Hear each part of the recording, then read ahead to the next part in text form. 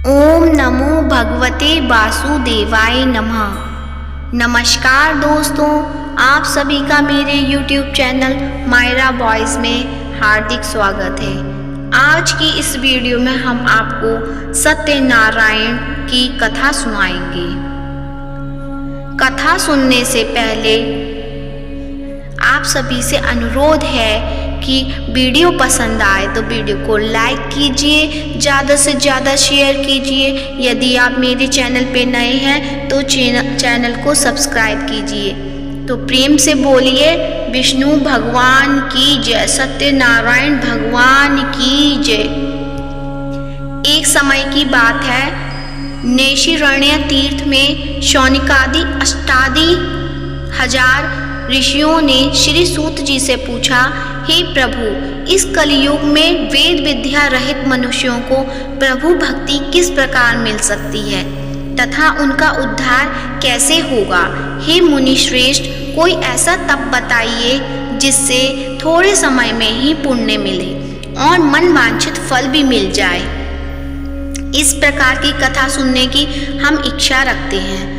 सर्व शास्त्रों के ज्ञाता सूत जी बोले, हे वैष्णवों में पूज्य, आप सभी ने प्राणियों के हित की बात पूछी है, इसलिए मैं एक ऐसे श्रेष्ठ व्रत को आप लोगों को बताऊंगा जिसे नारद जी ने लक्ष्मी नारायण जी से पूछा था और लक्ष्मीपति ने मुनि श्रेष्ठ नारद जी से कहा था। आप सब इसे ध्यान से सुनिए।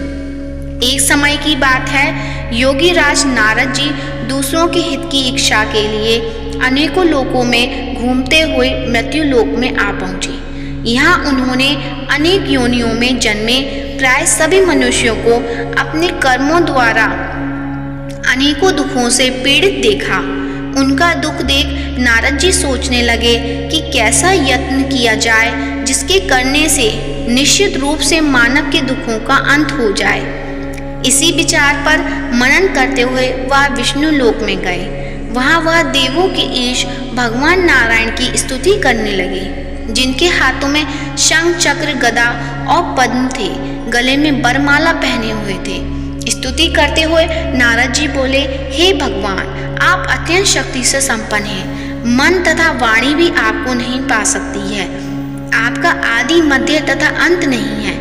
निर्गुण स्वरूप रूप के कारण भक्तों के दुख को दूर करने वाले आपको मेरा नमस्कार है। नारद जी की स्तुति सुन विष्णु भगवान बोले, हे मुनि श्रेष्ठ, आपके मन में क्या बात है? आप किस काम के लिए पधारे हैं, उसे निसंकोच कहो। इस पर नारद जी मुनि बोले कि मृत्यु लोक में अनेक योनियों में जन्मे मनुष्य अपने कर्मों के द्वारा अनेक दुख से दुखी हो रहे हैं। हे नाथ, आप मुझ पर दया रखते हैं तो बताइए कि वो मनुष्य थोड़े प्रयास से ही अपने दुखों से कैसे छुटकारा पा सकते हैं।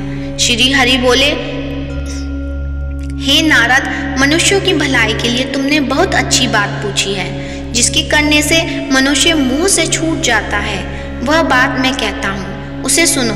स्वर्ग लोक व मृत्यु लोक दोनों में एक दुर्लभ उत्तम व्रत है जो पुण्य देने वाला है। आज प्रेमवश होकर मैं उसे तुमसे कहता हूँ। श्री सत्यनारायण भगवान का यह व्रत अच्छी तरह विधान पूर्वक करने से मनुष्य तुरंत ही यहाँ सुख भोग कर मरने पर मोक्ष पाता है। श्री हरि के वचन सुन नारद जी बोले कि उस व्रत का फल क्या है और उसका विधान क्या है। यह व्रत किसने किया था, इस व्रत को किस दिन करना चाहिए, सभी कुछ विस्तार में बताएं। नारद जी की बात सुनकर श्री हरि बोले, दुख व शोक को दूर करने वाला यह व्रत सभी स्थानों पर विजय दिलाने वाला है। मानव को भक्ति व श्रद्धा के साथ शाम को श्री सत्यनारायण की पूजा धन परायण होकर ब्राह्मणों बंधुओं के साथ करनी चाहिए। भक्ति भाव से ही नैवेद्य केले का फल, घी, दूध और गेहूं का आटा सवाया लें। गेहूं के स्थान पर साठी का आटा, चक्कर तथा गुड़ लेकर सभी भक्षण योग्य पदार्थों को मिलाकर भगवान का भोग लगाएं।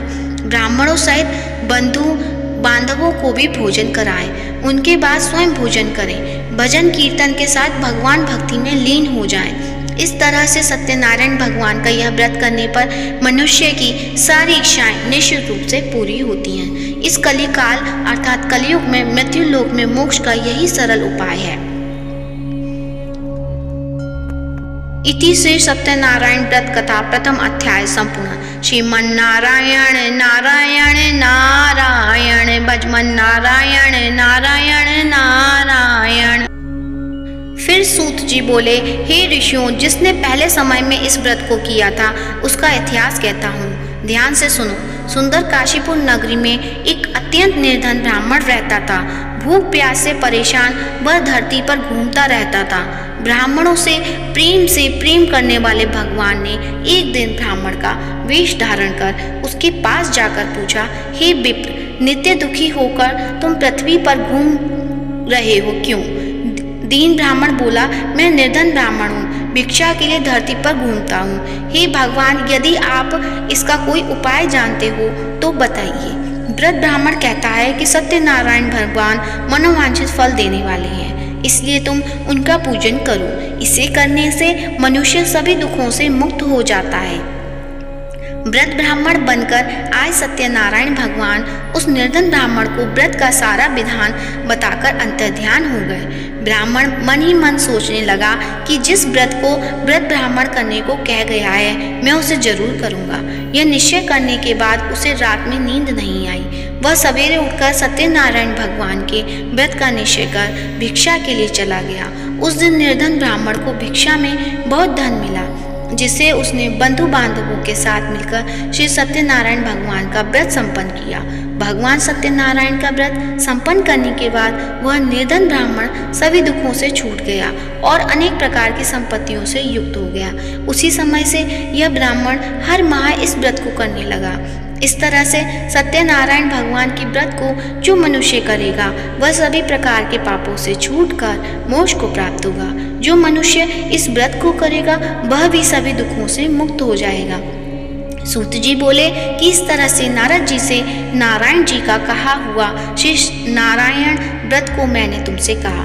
हे विप्रो, मैं अब और क्या कहूँ? ऋषि बोले, हे मुनिवर, संसार में उस विप्र से सुनकर और किस किसने इस व्रत को किया, हम सब इस बात को सुनना चाहते हैं। इसके लिए हमारे मन में श्रद्धा का भाव है। सूत जी बोले, हे मुनियों, जिसने इस व्रत को किया है वह सब सुनो। एक समय वही विप्र धन व ऐश्वर्य के अनुसार अपने बंधु बांधवों के साथ इस व्रत को करने को तैयार हुआ। उसी समय एक लकड़ी बेचने वाला बूढ़ा आदमी आया और लकड़ियां बाहर रखकर अंदर ब्राह्मण के घर में गया। प्यास से दुखी वह लकड़हारा उसको व्रत करते देख विप्र को नमस्कार कर पूछने लगा कि आप यह क्या कर रहे हैं तथा इसे करने से क्या फल मिलेगा, कृपया मुझे भी बताएं। ब्राह्मण ने कहा कि सभी मनोकामनाओं को पूरा करने वाला यह सत्यनारायण भगवान का व्रत है। इनकी कृपा से ही मेरे घर में धन धान्य आदि की वृद्धि हुई है। विप्र से सत्यनारायण व्रत के बारे में जानकर लकड़हारा बहुत प्रसन्न हुआ। चरणामृत लेकर वह प्रसाद खाने के बाद वह अपने घर गया।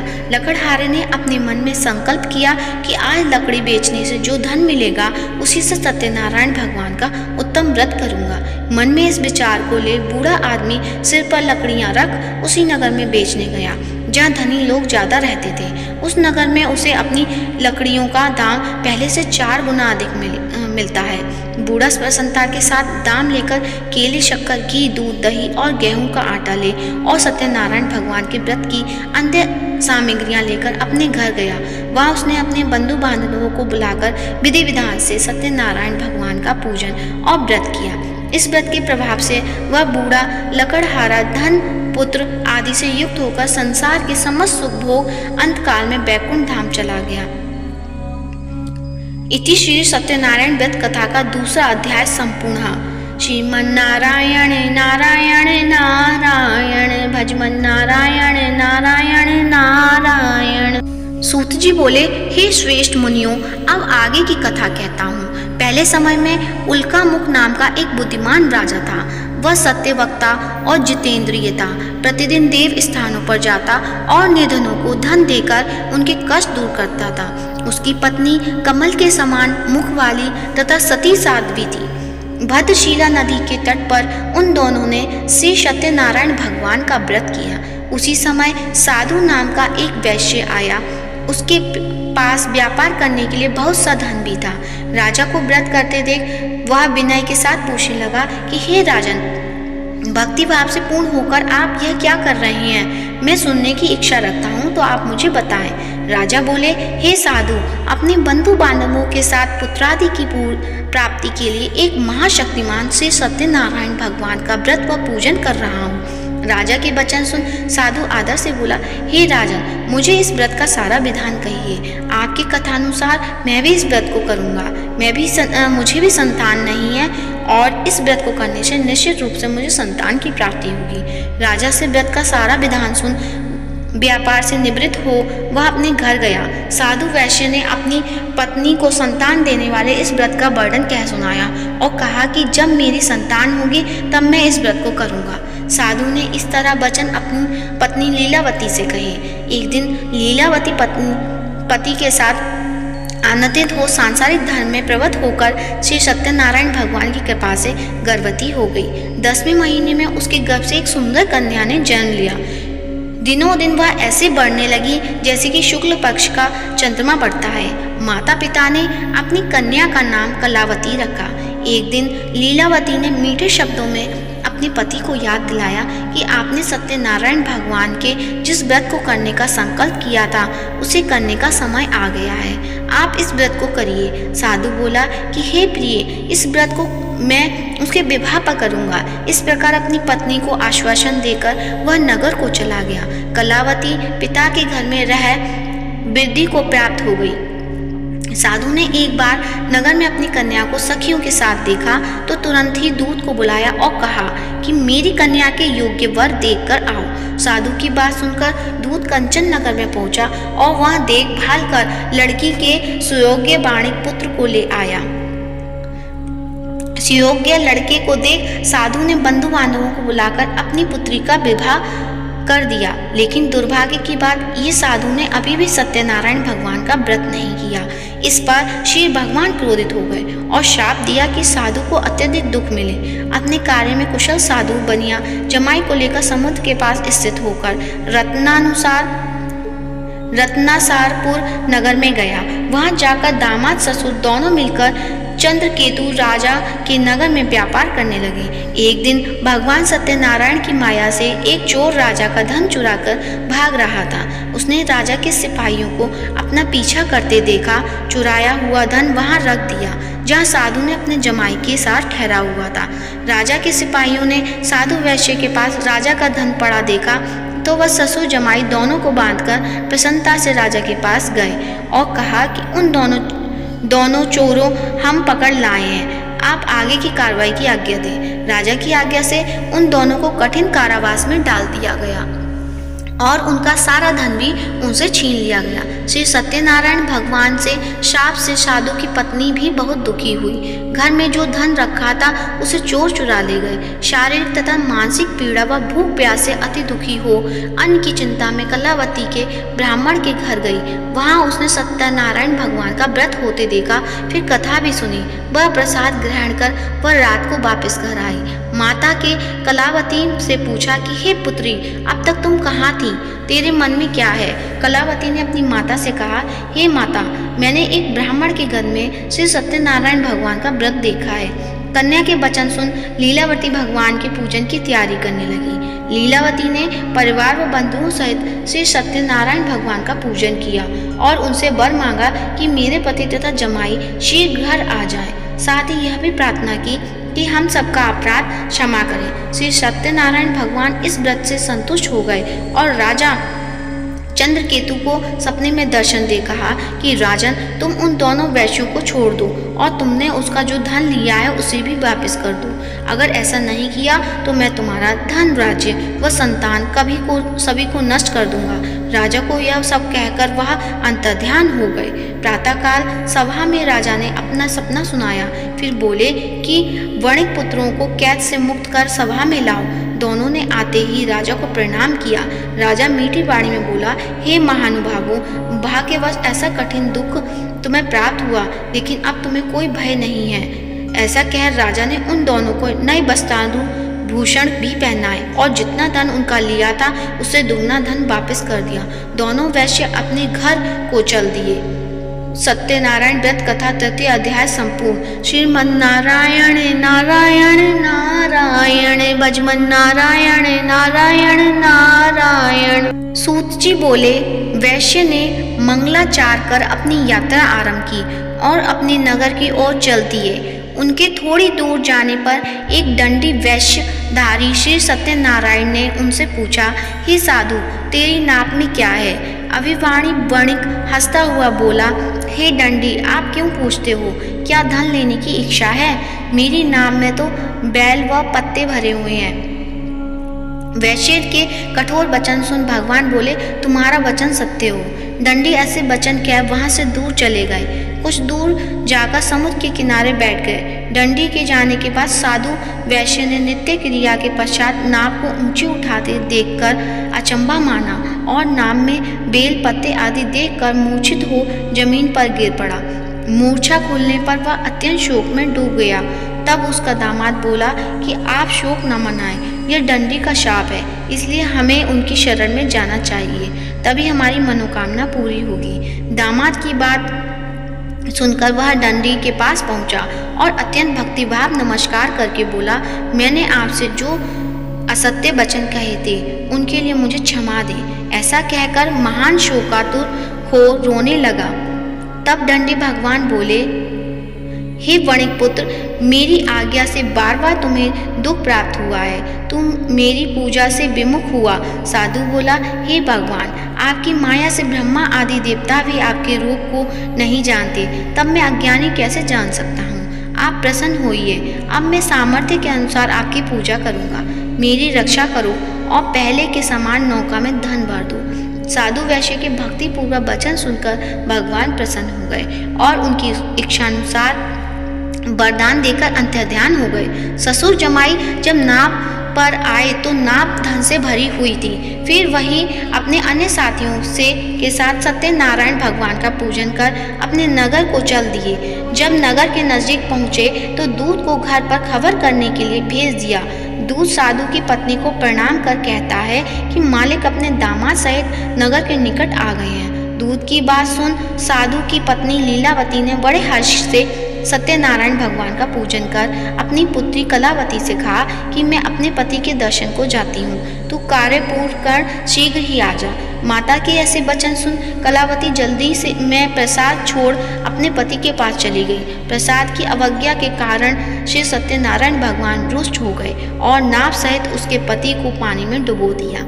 कलावती अपने पति को वहां न पाकर रोती हुई जमीन पर गिर गई। नौका को डूबा हुआ देख वह कन्या को रोता देख साधु दुखी होकर बोला कि हे प्रभु, मुझसे तथा मेरे परिवार से जो भूल हुई है उसे क्षमा करें। साधु के दीन वचन सुनकर श्री सत्यनारायण भगवान प्रसन्न हो गए और आकाशवाणी हुई कि हे साधु, तेरी कन्या मेरे प्रसाद को छोड़कर आई है, इसलिए उसका पति अदृश्य हो गया है। यदि वह घर जाकर प्रसाद खाकर लौटती है तो इससे इसका पति अवश्य मिलेगा। ऐसी आकाशवाणी सुन कलावती घर पहुंचकर प्रसाद खाती है और फिर आकर अपने पति के दर्शन करती है। उसके बाद साधु अपने बंधु बांधवों सहित श्री सत्यनारायण भगवान का विधि विधान से पूजन करता है। इस लोक का सुख भोग व अंत में स्वर्ग जाता है। श्री सत्यनारायण व्रत कथा चतुर्थ अध्याय संपूर्ण। श्रीमन्नारायण नारायण नारायण भजमन नारायण नारायण नारायण। सूत जी बोले, हे ऋषियों, मैं और भी एक कथा सुनाता हूँ, उसे भी ध्यान पूर्वक सुनो। प्रजापालन में लीन तुंदध्वज नाम का एक राजा था। उसने भी भगवान का प्रसाद त्याग कर बहुत ही दुख सहन किया। एक बार वन में जाकर वन्य पशुओं को मारकर वह बड़ के पेड़ के नीचे आया। वहां उसने ग्वालों को भक्ति भाव से अपने बंधुओं सहित सत्यनारायण भगवान का पूजन करते देखा। अभिमानवश राजा ने उन्हें देखकर भी पूजा स्थान में नहीं गया और न ही उसने भगवान को नमस्कार किया। ग्वालों ने राजा को प्रसाद दिया, लेकिन उसने वह प्रसाद नहीं खाया और प्रसाद को वहीं छोड़ वह अपने नगर को चला गया। जब वह नगर में पहुंचा तो वहाँ सब कुछ तहस नहस हुआ पड़ा और वह शीघ्र ही समझ गया कि यह सब भगवान ने ही किया है। वह दोबारा ग्वालों के पास पहुंचा और विधि पूर्वक पूजा करके प्रसाद खाया तो श्री सत्यनारायण भगवान की कृपा से सब कुछ पहले जैसा हो गया।